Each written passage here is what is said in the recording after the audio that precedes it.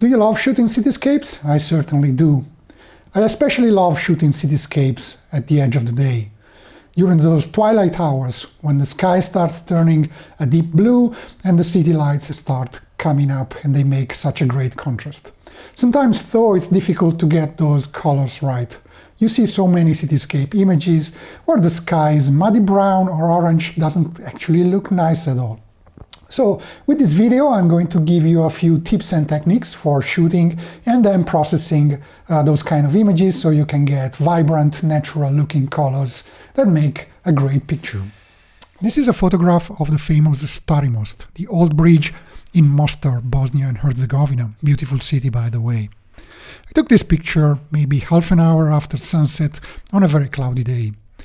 And here's my first tip for you. When you are in these situations, you want to set the white balance on your camera to tungsten.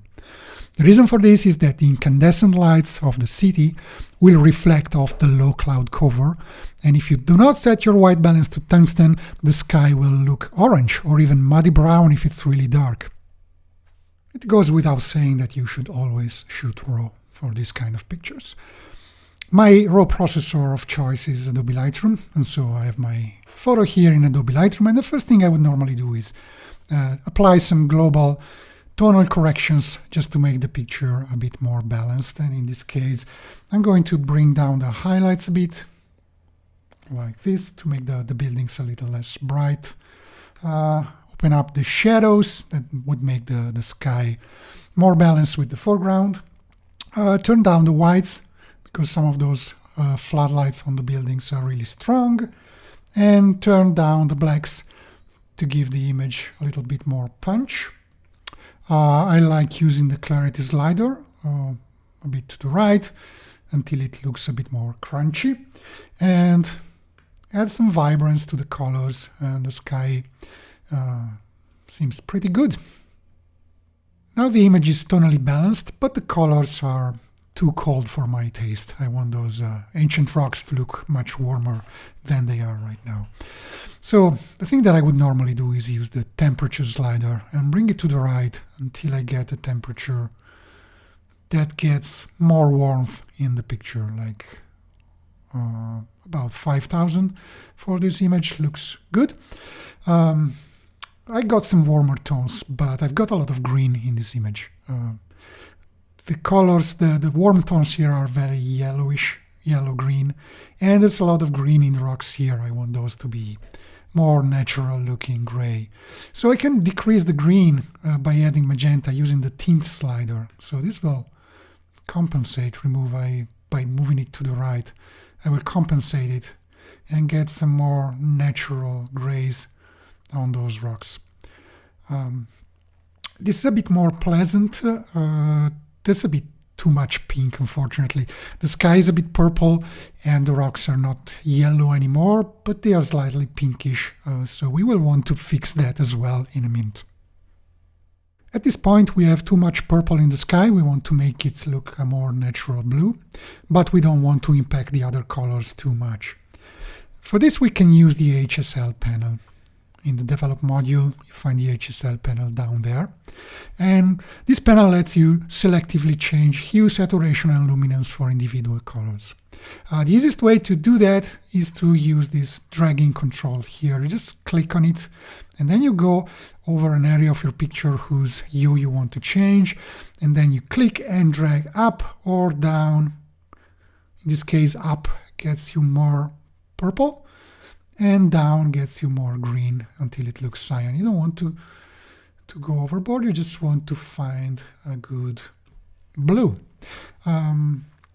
This blue is even too dark at this point. Sometimes it happens that if you change the tones, the colors, the hues, and the tints and the temperature, sometimes even the tonal values will change. So we want the sky to be a bit brighter. But we only want these to apply to those dark blue areas. So again, we can use the HSL panel, but we are going to change the saturation, the luminance.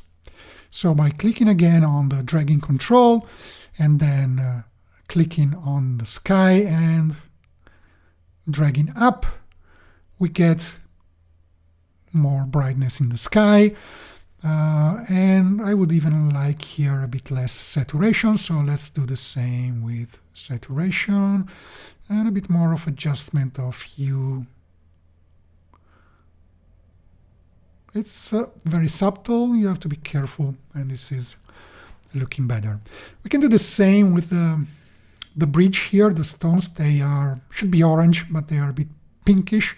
So I'm going again to change the hue there, and by sliding to the left, to the right, sorry, it starts getting more orange and less pink.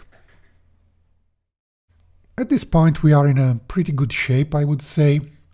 There's still a little thing that I would like to change, and I'm going to zoom in into this area here on the left, where you can see there's sort of a green halo.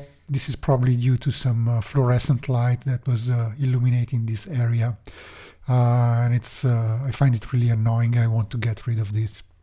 One thing I could do could be to globally take down the saturation of the greens, but I'm afraid this would affect the trees, the green trees. So I'm going to use a localized adjustment here, and I'm going to use a brush.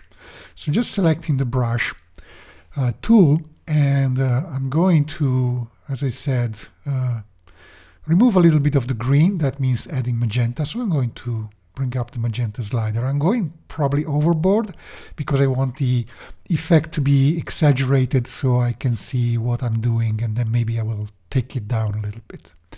So let's leave the saturation at 0 and just switch the tint to plus 59 in this case, magenta. So I'm going to paint over this, and as you can see it's becoming pinkish while I paint, but this just helps me see where I'm painting.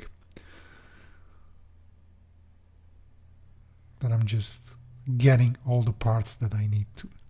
You can see here I've got the auto mask checkbox set. That helps the paintbrush tool avoid spilling over areas that do not match the original area you selected. So now this is not green anymore, but it's a bit pinkish, so I'm just going to use the slider to make it a bit more neutral.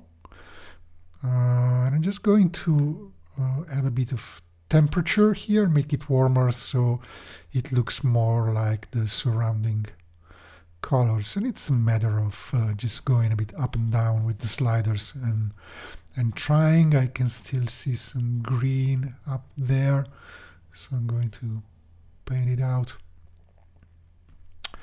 Yep, looks pretty good. Let's just look at the whole image, and I think we've done a pretty good job here, and the only thing that's left to do is to clone out some people there on the bridge and here on the banks of the river before we can call this a final.